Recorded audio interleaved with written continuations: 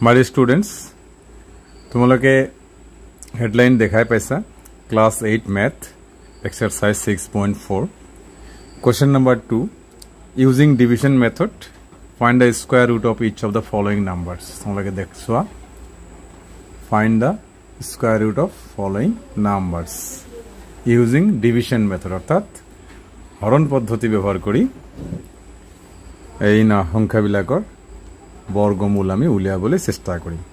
तुम्हारे भिडिओ मनोजगेरे चाबा और ভাল पाले लाइक शेयर कर दिबले चेष्टा करिबा फेसबुकत चाले पेज टू फॉलो करिबा और यूट्यूबत चाले चैनल टू सब्सक्राइब करिबा ते सोआ क्वेश्चन नंबर 6 क्वेश्चन नंबर 8 और क्वेश्चन नंबर 9 এই তিনিটা অঙ্ক মই লৈছো বাকি বিলাক তোমালোকে কৰিব পাৰিবা এই তিনিটা অঙ্ক ভালদৰে মানে মনোযোগেৰে বুজিবলৈ চেষ্টা কৰা তে এটো সলিউশন क्वेश्चन नंबर 6 सोआ কি আছে সংখ্যাটো 4489 ঠিক আছে আমি কি কৰিম হোফালৰ পৰা প্ৰতি দুটা অংকৰ ওপৰত আমি আঁচ টানি দিম এই আছে আমাক কি বুজাবো এই আঁচ দুটাই বুজাবো যে এই সংখ্যাটোৰ বৰ্গমূলত অৰ্থাৎ স্কয়াৰ ৰুটত দুটা অংক থাকিব আজ আঁচ টানা মানে এই আঁচ কেইটা আমাক বুজাই দিয়ে যে ইয়াৰ বৰ্গমূলত কেইটা অংক থাকিব দুটা আঁচ মানে প্ৰতি দুটাৰ উপৰত হ'ব কিন্তু ঠিক আছে হোফালৰ পৰা তুমি প্ৰতি দুটা অংকৰ ওপৰত আঁচ টানি দিবা তো দুটা আঁচ হল তাৰ মানে এই যে মানে 4489 এই সংখ্যাটোৰ বৰ্গমূলত দুটা অংক থাকিব অংক দুটা কি কি থাকিব হেতু আমি ক্যালকুলেশন কৰাৰ পিছতে পাম এতিয়া সোয়া আমি প্ৰথম ব্লকটো লৈছো এই আঁচ প্ৰথম আঁচৰ তলত কি আছে 44 এই 44ক কি কি একে সংখ্যা পূরণ করিলে মানে কি একে ধরনের সংখ্যা দুটা পূরণ করিলে আমি 44 এর উসরাউসরি বা ডাইরেক্টলি 44 পাম তো আমার কি 5 5 গুণ 25 হয় হরু থাকিলে 6 6 গুণ 36 7 7 গুণ 49 এটুকু ডাঙর হয়ে যাব তেতে নহব তুমি 6 6 গুণ 36 অর্থাৎ 36 করিলা এতে বিয়োগ করিব লাগিব 36 44 এর পৰা তো 14 হবে ইয়াতে 14 এৰ পৰা 6 গলে কি হবো 8 হবো এতে তুমি নেক্সট ব্লকত নেক্সট আসর তলত জি কেটা অঙ্ক আছে গুটে কেটা লই আহিবা 8 9 আহি যাব ঠিক আছে তো যেহেতু আমার আস দুটা আমার এটা আহি গল মানে এই সংখ্যাটোৰ বৰ্গমূলত কি থাকিব এটা তো আহি গল আৰু এটা আহিব অর্থাৎ এটো লাস্ট স্টেজ তো প্রথম পর্যায়টো প্রথম আমার এটো হল কি ভাজক এই ভাজক আমি 6 দিলু কিও 6 দিলু 44 এর উসরাউসরি বর্গ সংখ্যা হইছে 36 6 6 গুণ 36 পাওয়া যায় এতিয়া এই 6 প্রথম যেটো ভাজক হবে ইয়াক আমি দ্বিতীয় পর্যায়খানে দুগুণ করিব লাগে অর্থাৎ 6 ক আমি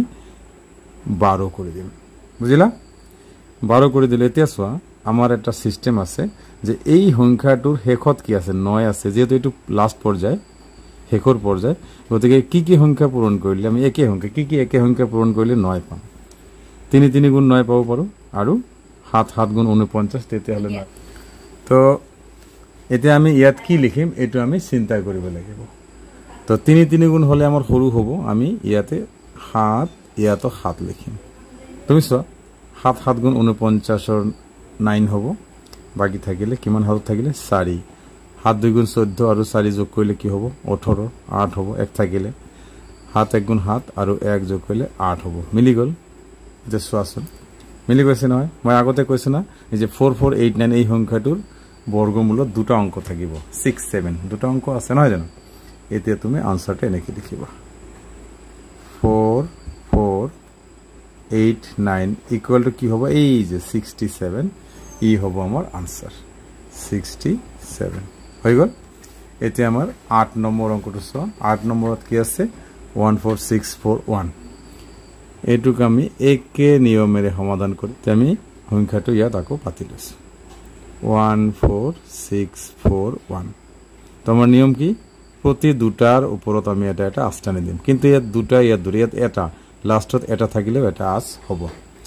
ঠিক আছে এতে তুমি হরণ প্রক্রিয়াটো চলাবা এটা প্রথম আঁচৰ তলত আছে 1 তো কি কি সংখ্যা পূরণ একে সংখ্যা পূরণ করলে 1 হব মানে 1 এটা বর্গ সংখ্যা 1 1 গুণ 1 হই গল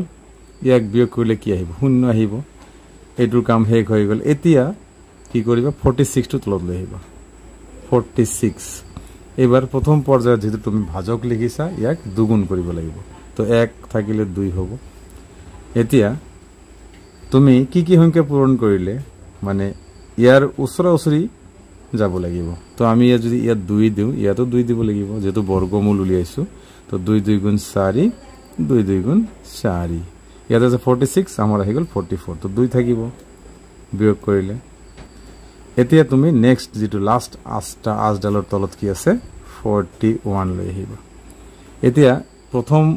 যেটো ভাজক আছিল আমি 2 ডবল কৰিছো তো থাকিব ইয়াত ডবল এতিয়া এইবাৰ যি আমি ভাজক লিখিলো এইটুক ডবল কৰি আমি ইয়াতে 4 লিখিম ঠিক আছে প্ৰত্যেক পৰ্যায়ত ডবল হৈ যায় এটো নহয় এটো লাগি গৈছে এটো 2 কিন্তু হ্যাঁ এতিয়া ইয়াত আছে 241 আমি 1 লিখিলে পাই যাম সো 1 লিখিলে আমি পাই যাম তো 1 1 আর 1 1 4 আর 4 1 2 যা 2 241 মিলি গল তো আমার সো এটা দুটা তিনটা আস হইছে গতিকে সংখ্যাটোৰ বৰ্গমূল তিনটা অংক আছে ঠিক আছে এতিয়া তোমাৰ আনসাৰটো কি হ'ব √14641 ইকুয়াল টু 121 হৈ গল নেক্সট অংক 9 নম্বৰ সো 9 নম্বৰ অংকটো এটো এতিয়া মই ইয়াতে আস্তানে দিছো বাউন্ডাৰি বনাইছো নহলে ইয়াৰ লগত মিক্স আপ হৈ যাব পাৰে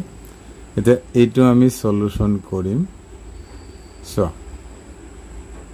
15129 নিয়ম আমাৰ একই হোফালৰ পৰা প্ৰতি দুটা অংকৰ ওপৰত আমি আস্তানে দিলো লাষ্টত 1 থাকিব ইয়াৰ ওপৰত আস্তানে লাগিব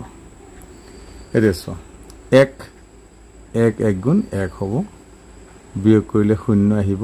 নেক্সট আসৰ তলত কি কি আছে 51 লৈ আহিব আমাৰ ভাজকটো দুগুণ কৰিব লাগিব এতে সোয়া ইয়াতে যদি আমি 2 লিখো ইয়াতে 2 লিখো 44 আহিব ইয়াতে 3 লিখিলে কি হ'ব তো আমাৰ 69 হৈ যাব এটা বেশি হৈ যাব 2 ইয়াতে 2 তো 44 এ হ'ব বিয়োগ কৰিলে হ'ব আমাৰ 7 হয় নে এটা নেক্সট আসৰ তলত কি আছে 29 লৈ এইবাৰ তুমি 2 আগত লিখিছিলা এই দুইটো আকো ডাবল হৈ 4 হ'ব হবনে 9 আছে 9 টো কি কি পূৰণ 3 3 গুণ 9 হয় আৰু আমাৰ 7 7 গুণ 49 হলে 9 হয় গতিকে আমি ইয়াতে কি লিখিলে আমাৰ উত্তৰটো সঠিককৈ আহিব সোয়া ইয়াতে আমি 3 লিখিছো ট্রাই 3 3 গুণ 9 3 4 গুণ 12 2 1 থাকিলে 3 2 গুণ 6 আৰু 1 মিলি পেলে 7 729 হৈ গল এতিয়া কি হ'ব সোয়া তো আমার সোয়া আজকে এটা দুটা তিনটা আমার বর্গমূলত তিনটা অঙ্ক আছে নহয় জানো এতিয়া তুমি √15129 ইকুয়াল টু 123 হৈ গল তো আশা কৰো তোমালোকে অঙ্ক কেটা বুজি পাইছা মই আকৌ এবাৰ দেখাই দিছো তোমালোকে নোট ডাউন কৰি লবা আৰু বাকি কেটা কৰিবলৈ চেষ্টা কৰিবা আৰু যদি কোনো কোয়েৰি থাকে কোশ্চেন থাকে তোমালোকে মোক কমেন্টত জনাব পাৰা ধন্যবাদ